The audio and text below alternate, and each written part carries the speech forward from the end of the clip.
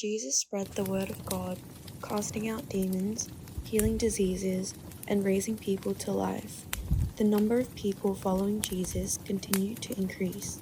Yet, amid the growing crowds, Jesus emphasized the importance of true discipleship. He urged his disciples to think carefully. Would following him be their gain or loss? Before a king wages war, he first evaluates his army's strength against his enemies and strategizes accordingly. Before building a house, one must calculate the cost of materials, labor, and time.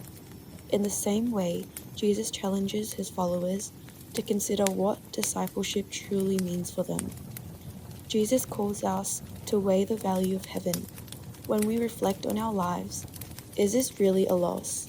Is dedicating our Sundays to worship a burden, or is it an investment in something greater?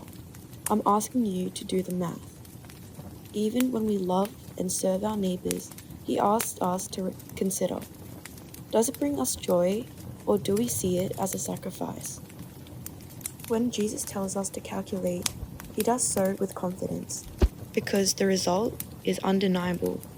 Worldly logic may not always recognize it, but spiritual blessings far outweigh any perceived cost. Following Jesus is not a loss, but a life overflowing with blessings. True discipleship is not blind faith.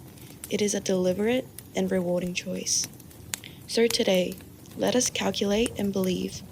No matter how you measure it, tithing enriches, honoring the Lord's day, cherishing worship, and offering our time and bodies are not sacrifices, but sources of spiritual renewal. Loving and giving to others is not a depletion, it is a gain. A life in faith is not meant to be blind. It is meant to be calculated, tested, and experienced. So let us ask ourselves confidently, do the math. Was my life as a believer a loss or the greatest blessing?